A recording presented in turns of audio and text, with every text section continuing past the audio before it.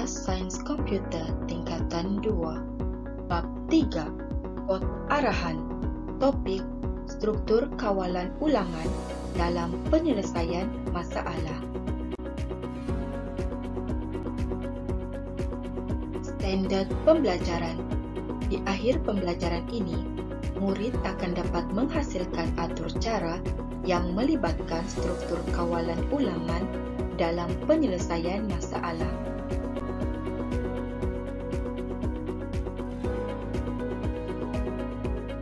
Struktur kawalan ulangan membolehkan pengatur cara mengarahkan komputer untuk melaksanakan langkah-langkah tertentu secara berulang kali.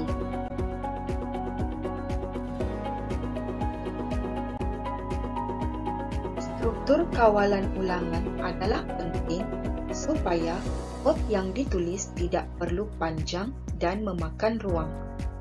Selain itu, penambahbaikan kepada kod struktur kawalan ulangan adalah lebih mudah berbanding dengan kod atur cara yang tidak menggunakan gelung.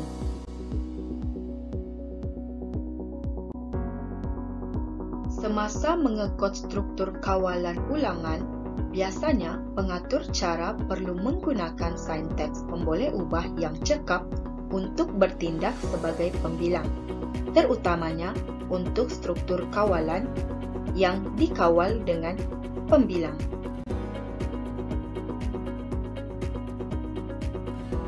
Struktur kawalan ulangan boleh menerima arahan input untuk melakukan operasi matematik seperti penambahan 2 senarai nombor serta mengira purata beberapa nombor.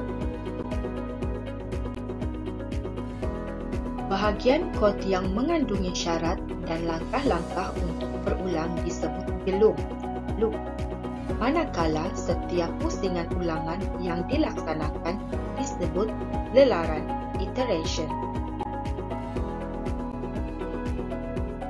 Terdapat dua jenis struktur kawalan ulangan yang sering digunakan, yaitu struktur kawalan untuk, for, dan struktur kawalan selagi, while. Struktur kawalan untuk dan struktur kawalan selagi sesuai digunakan sebagai struktur kawalan pra-ujian yang akan menguji syarat sebelum melaksanakan lelaran. Penyelesaian masalah dengan menggunakan struktur kawalan untuk dan struktur kawalan selagi akan diterangkan dengan menggunakan bahasa pengaturcaraan Python.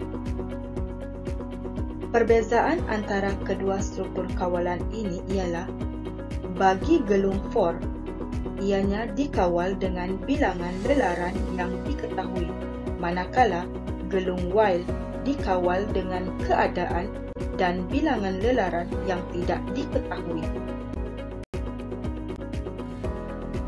Seterusnya, mari kita lihat satu contoh berkaitan penyelesaian masalah menggunakan struktur kawalan ulangan. Situasi 1. Permainan interaktif dalam telepon pintar menggunakan struktur kawalan ulangan bagi mengawal fungsi log masuk ke aplikasi. Casey diminta oleh guru untuk membangunkan atur cara yang mengawal log masuk dengan menggunakan struktur kawalan ulangan. Jika pengguna berjaya log masuk, atur cara akan paparkan selamat datang sebanyak 3 kali. Langkah 1. Pernyataan masalah.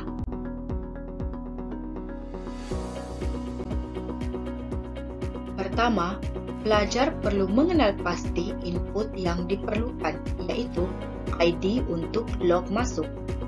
Kedua, mengenal pasti proses dan struktur kawalan yang terlibat untuk log masuk. Ketiga, mengenal pasti proses dan struktur kawalan yang terlibat untuk paparan selamat datang sebanyak 3 kali. Langkah 2. Menulis algoritma bagi penyelesaian masalah. Berikut merupakan cadangan penulisan algoritma bagi situasi tersebut. Pertama, isytiharkan pemboleh ubah ID dan I. Setkan ID sama dengan 123 dan I sama dengan 1. Pengguna memasukkan ID.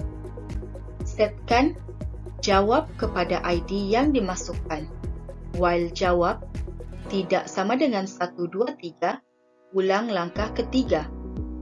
For I lebih kecil atau sama dengan 3, paparkan selamat datang. Langkah ketiga, melukis carta alir. Raja berikut menunjukkan cadangan bagi carta alir untuk situasi tersebut.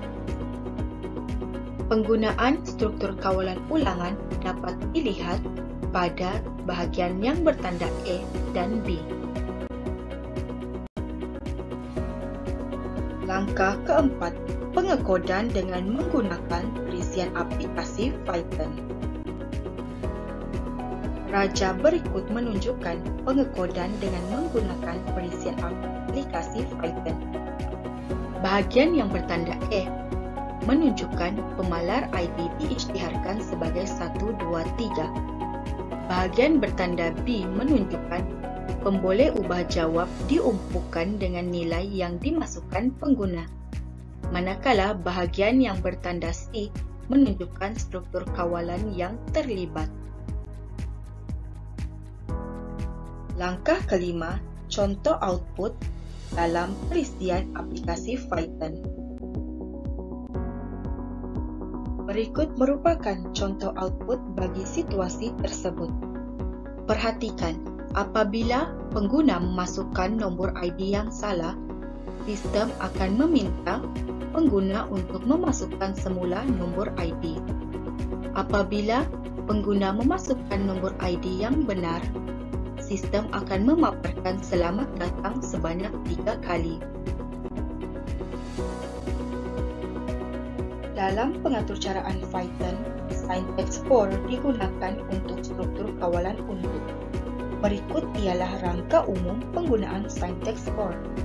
For, pemboleh ubah gelung in 1, 2, 3 dan lain-lain, nokta bertindih kemudian diikuti dengan pernyataan. Pemboleh ubah gelung akan terbentuk sebaik sahaja syntax for di-type. Maka pemboleh ubah gelung tidak perlu diisytiharkan terlebih dahulu. Lelaran bermula dengan pemboleh ubah gelung terumpuk dengan nilai pertama dalam data dan melaksanakan kod pernyataan. Lelaran berterusan mengikut urutan dalam data dan berhenti apabila sampai ke nilai terakhir. Pengatur cara memerlukan sebuah gelung yang berulang kali bagi bilangan lelaran yang ditetapkan. Contohnya, jika pengguna menjawab soalan dengan betul, atur cara akan menghasilkan output perkataan tahniah sebanyak 5 kali. Dalam situasi ini, penggunaan fungsi range adalah amat berguna kerana fungsi range menyatakan bilangan lelaran struktur kawalan for harus berulang. Nombor yang digunakan dalam fungsi range disebut sebagai parameter. Parameter yang digunakan dalam fungsi range mestilah integer yang terdiri daripada nombor positif atau nombor negatif. Raja berikut menunjukkan 3 cara penulisan parameter bagi fungsi range. Fungsi pertama, range henti. Fungsi kedua, range mula henti. Dan fungsi ketiga, range mula henti langkau. Bagi penulisan range henti, henti ialah integer bagi urutan terakhir. Urutan bermula dengan sifar hingga 1 digit sebelum integer berhenti. Contohnya, range 3 bersamaan dengan 0, 1 dan 2. Maka ulangan sebanyak 3 kali akan berlaku. Seterusnya, penulisan parameter bagi range mula henti. Mula ialah integer bagi urutan bermula. Henti ialah integer bagi urutan berakhir. Urutan bermula dengan integer mula sehingga satu digit sebelum integer henti. Contohnya, range 3,7 bersamaan dengan 3, 4, 5 dan 6. Maka, ulangan sebanyak 4 kali akan berlaku.